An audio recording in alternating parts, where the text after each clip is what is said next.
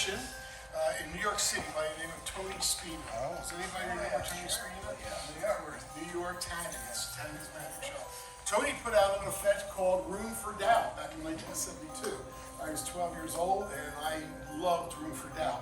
What I've had the honor to do is before Tony's passing a couple of years ago, I got to know Tony quite well. I was the little kid that would come and spend all kinds of money at the magic shop. But Tony took me under his wing and he offered me the rights to Room for Doubt. So what you're about to see is my version of Room for Doubt. And just follow along. It's a little bit of theater, if you will, in a close-up and mentalism environment. I've also brought along cards which will represent, you know, unit 2. I knew the horn was up here. I didn't.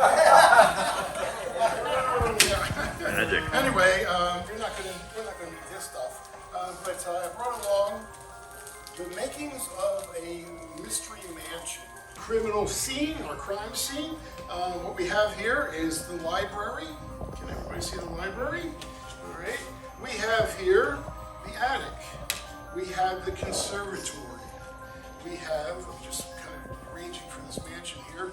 We have the bedroom. The bedroom is right there. The laboratory in the center of all of this. The billiards room over here. And the kitchen. There's the kitchen, followed by the dining room, and then there's the living room as well. Now, what happened was years ago there was a mystery involving a murder at this exact mansion. And what I've had the opportunity to do is become, and I can even show you, this is the original card from the homicide detective, Anthony Smith, from the Los Angeles Police Department. There's his business card. And I have here, back in the day, remember cassette tapes? Well, I have the original reference to this cold case. It's called Room for Doubt Cold Case by Detective Tony Spina, right here. So now, and I brought along, this is a relic, and that's, can you believe this? This is actually from 1972. It's a dinosaur, and this is the one I had when I was 12 years old.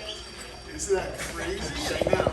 So anyway, what we're going to do here is I'm going to, before we proceed any further, ask the assistance of somebody. Would you like to help out? Sure, if you don't mind. Come on, Yes. Okay, we have now, in order to have a perfect crime, we need the perfect weapon. And what I've done here is I brought along a lead pipe, poison, a candlestick, a gun, the wrench, and the rope. And what I'm going to do is just mix these up just a little bit. There's absolutely no order to these kind of guys. We're just going to place them down here with, let's see, we can put that there, put this here, put that there, put that there. There we go. Alrighty, with the 6 weapons, I'm going to ask you, if you would, to name, well, just give me a number. We'll spell it out between 1 and 6. Whichever one kind of just... 4. The number 4. Yes. That would be F, O, U, R, and it's right there. We'll keep that in clean view. As a matter of fact, just to make sure it doesn't go anywhere, we'll remove these. We'll put the number 4 weapon inside of this envelope. I should have done that. You don't think I'm switching, but I'm not. That's in plain view right there. And there we go. Okay, all right. Now, here's where the real fun begins. I haven't heard this voice in many, many years. It's going to bring a tear to my eye. But this is Detective Tony Spina. And as Tony is going to... Oh, before we go any further, we want to start somewhere in the mansion with this magnifying glass. Okay? If you'll just take and place down the magnifying glass wherever you would like to start a tour through the scene. All right, just whatever one rocks your boat here. It can be the library, the attic, the conservatory, the bedroom, the laboratory, the billiards. You chose the billiards room. It wasn't the kitchen, the dining, or the living room. Here is our prediction. You see, Tony, before he passed away, working with the detective department of the Los Angeles Police Department, took this exact tape, made this recording. Would you just go ahead and press the play button, please? Okay. Play. Did I hear it there? I am dead, and my notorious cases remain unsolved. Here are my final thoughts and clues to help close this cold case. You, my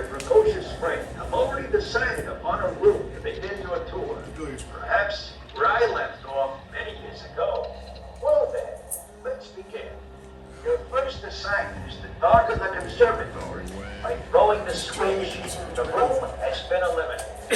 Now move the magnifying glass 4 times in any direction, up, down, or side to side. It would be 1, 2, 3. You can go backwards or go to the Naturally, death would not occur in the living room. You may kill the lights for that room as well. Move 7 more times. 7 times. 3, 4, 5, 6. And lights off up in the attic. Up in the attic. Very scary. Close. Move 3 more times. You're doing great. This murder was not cooked up in the kitchen, so you may now throw the switch. Oh, you're doing very well. By now, the mansion must seem eerily familiar, as if you know it as well as the back of your hand. Move the magnifying glass just once this time. We know our murderer was not a very fun person. Games were not something they were looking to play. The billiards room goes dark. Now move twice. It seems our killer did not have the appetite for murder in the dining room. Darken that room as well. Getting a little claustrophobic, are we? Move 5 times.